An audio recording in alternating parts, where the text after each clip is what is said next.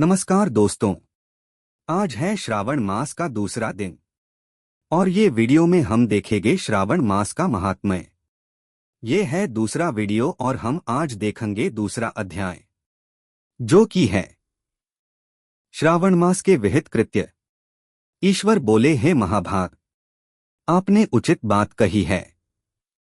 हे ब्रह्मपुत्र, आप विनम्र, गुणी, श्रद्धालु तथा भक्ति संपन्न श्रोता हैं। हे अनघ, आपने श्रावण मास के विषय में विनम्रतापूर्वक जो पूछा है उसे तथा जो नहीं भी पूछा है वह सब अत्यंत हर्ष तथा प्रेम के साथ मैं आपको बताऊंगा। द्वेष न करने वाला सबका प्रिय होता है और आप उसी प्रकार के विनम्र हैं, क्योंकि मैंने आपके अभिमानी पिता ब्रह्मा का 5वां मस्तक काट दिया था तो भी आप उस द्वेष भाव का त्याग करके मेरी शरण को प्राप्त हुए हैं।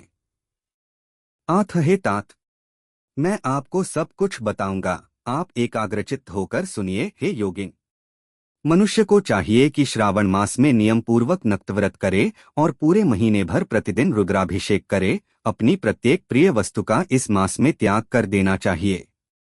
पुष्पों, फलों, धान्यों, तुलसी की मंजरी तथा तुलसी दलों और बिल्वपत्रों से शिवजी की लक्ष्य पूजा करनी चाहिए। 1 करोड़ शिवलिंग बनाना चाहिए और ब्राह्मणों को भोजन कराना चाहिए।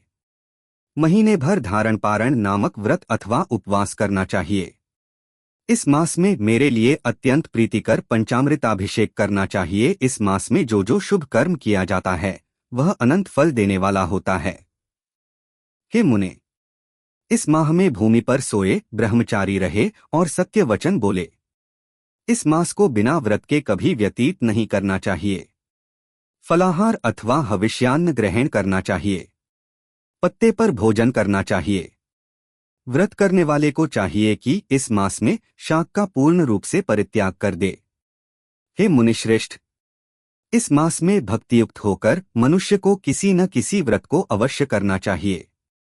सदाचार परायण, भूमि पर शयन करने वाला, प्रातः स्नान करने वाला और जितेंद्रिय होकर मनुष्य को एकाग्र किए गए मन से प्रतिदिन मेरी पूजा करनी चाहिए। इस मास में किया गया पुरस्चरण निश्चित रूप से मंत्रों की सिद्धि करने वाला होता है। इस मास में शिव के षडक्षर मंत्र का जप अथवा गायत्री मंत्र का जप करना चाहिए और शिवजी की प्रदक्षिणा, नमस्कार तथा वेद पारायण करना चाहिए। पुरुष सूक्त का पाठ अधिक फल देने वाला होता है। इस मास में किया गया गृहयज्ञ, कोटि होम, लक्ष होम तथा अयुत होम शीघ्र ही फलीभूत होता है और अभीष्ट फल प्रदान करता है। जो मनुष्य इस मास में एक भी दिन व्रतहीन व्यतीत करता है वह महाप्रलय पर्यंत घोर नरक में वास करता है। यह मास मुझको जितना प्रिय है उतना और कोई भी मास नहीं। यह सकाम व्यक्ति को अभीष्ट फल देने वाला तथा निष्काम व्यक्ति को मोक्ष प्रदान करने वाला है। हे सत्तम, इस मास के जो व्रत तथा धर्म हैं उन्हें मुझसे सुनिए। रविवार को सूर्यव्रत तथा सोमवार को मेरी पूजा और नक्त भोजन करना चाहिए। श्रावण के प्रथम सोमवार से आरंभ करके 3.5 महीने का रोटक नामक व्रत किया जाता है। वह सभी वांछित फल प्रदान करने वाला है। 18 से 19 मंगलवार को मंगलगौरी का व्रत, बुध बृहस्पति के दिन बुध और बृहस्पति का व्रत, शुक्रवार को जीवंती का व्रत और शनिवार को हनुमान तथा नृसिंह का व्रत करना बताया गया है। हे मुने, अब तिथियों में किए जाने वाले व्रतों का श्रवण करें। श्रावण के शुक्ल पक्ष की द्वितीया तिथि को औदुंबर नामक व्रत होता है। श्रावण के शुक्ल पक्ष की तृतीया तिथि को गौरी व्रत होता है। इसी प्रकार शुक्ल पक्ष की चतुर्थी तिथि को दूर्वागणपति नामक व्रत किया जाता है। हे मुने, उसी चतुर्थी का दूसरा नाम विनायकी चतुर्थी भी है।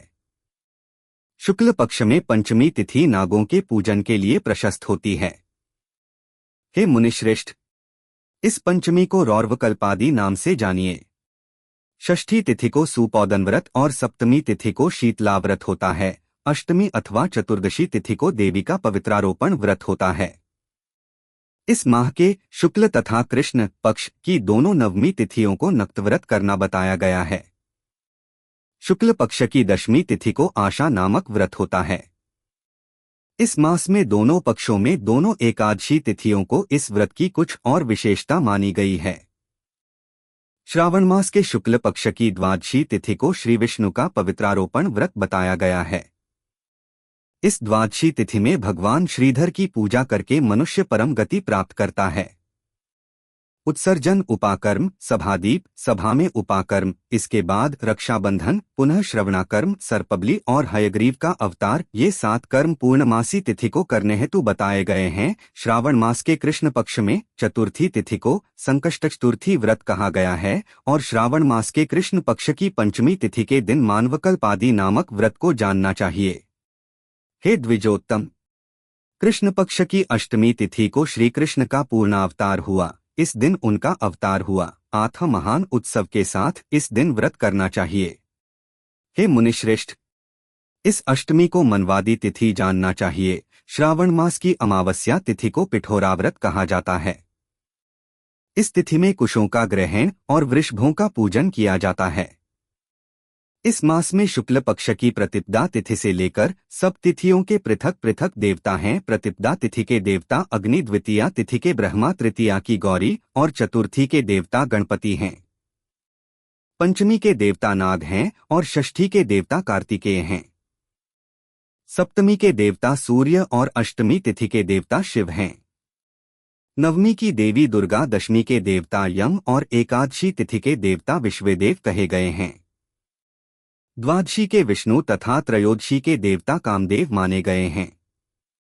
चतुर्दशी के देवता शिव, पूर्णिमा के देवता चंद्रमा और अमावस्या के देवता पितर हैं। ये तिथियों के देवता कहे गए हैं। जिस देवता की जो तिथि हो उस देवता की उसी तिथि में पूजा करनी चाहिए। प्रायः इसी मास में अगस्त्य का उदय होता है।